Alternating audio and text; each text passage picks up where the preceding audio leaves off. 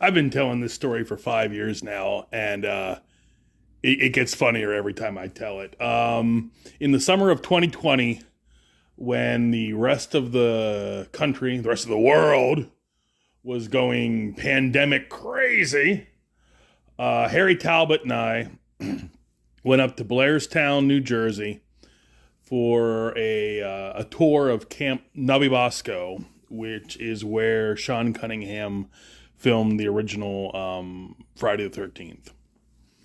It was a whole nice thing. They were going to have a tour, and there were some stars from the movie. Ron Milkey, who played Officer Dorff. Obviously, Ari Lehman, who played young Jason.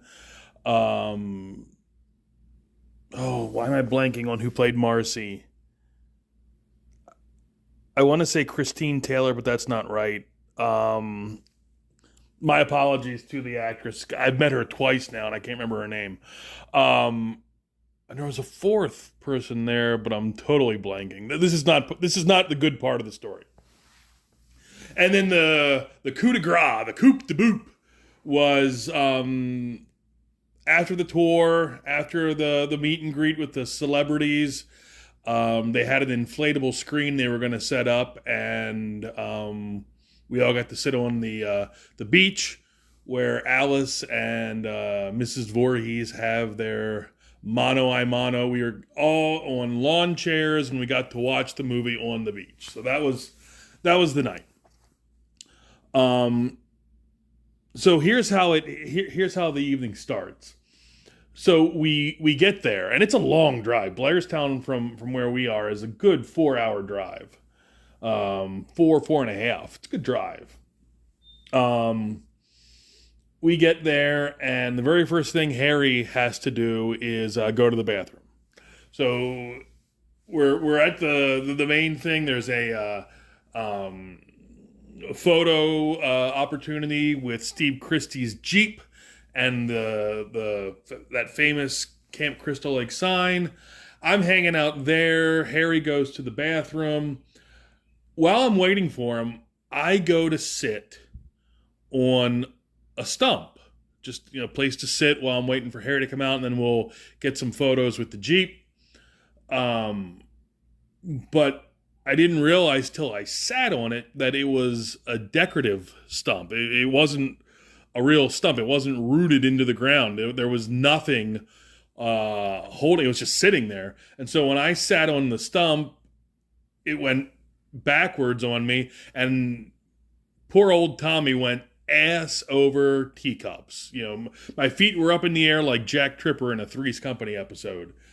Some of the kids who were doing the tour, I call them kids, they're in their 20s, rushed over to me to help me up, and they were really, really shaken up, and they were concerned, and I didn't realize it at the time, but here's a bunch of 20-year-olds who just saw a guy in his 50s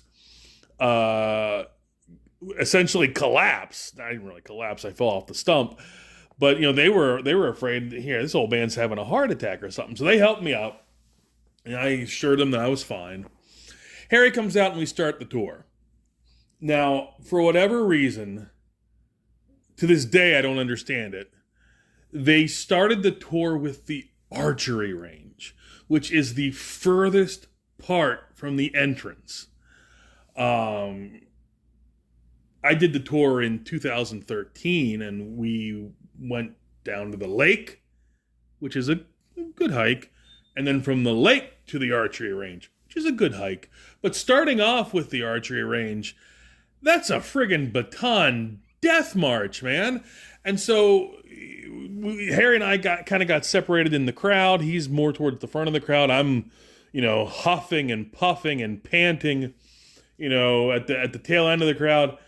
And I get to the about halfway to the archery range, and I stop to catch my breath for a second.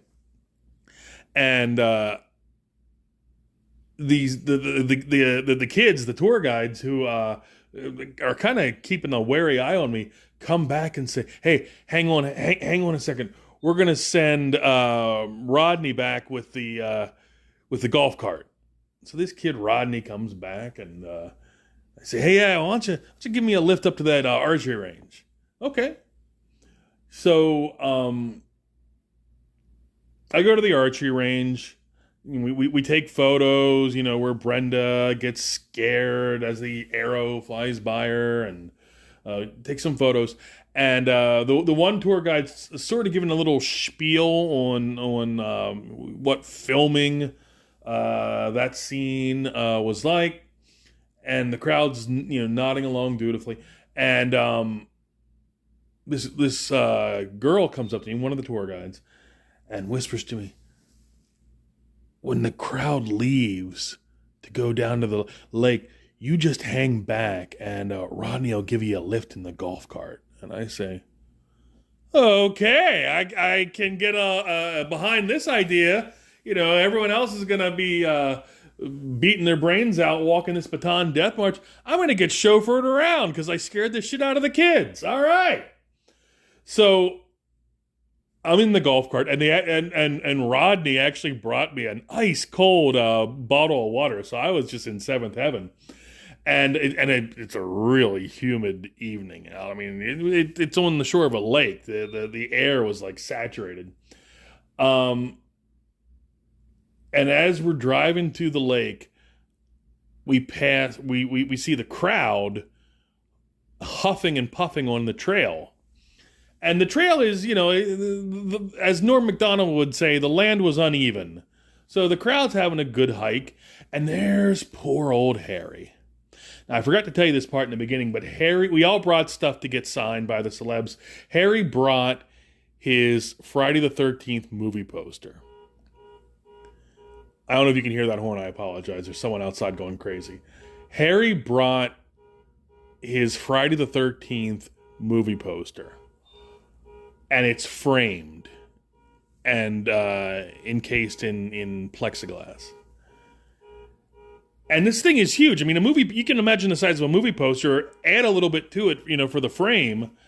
And he's carrying it under his arm, which, would be a pain. Walking a mile with this huge framed thing under your arm is going to be a pain in the ass anyway. But doing it on uneven terrain with roots and trees and branches and all that shit, he is just struggling. Here's your old pal Tommy in the golf cart sipping an ice cold bottle of water, and I see Harry, and I turn to Rodney and I say, I know him, it's Harry, honk the horn, hi Harry, hi.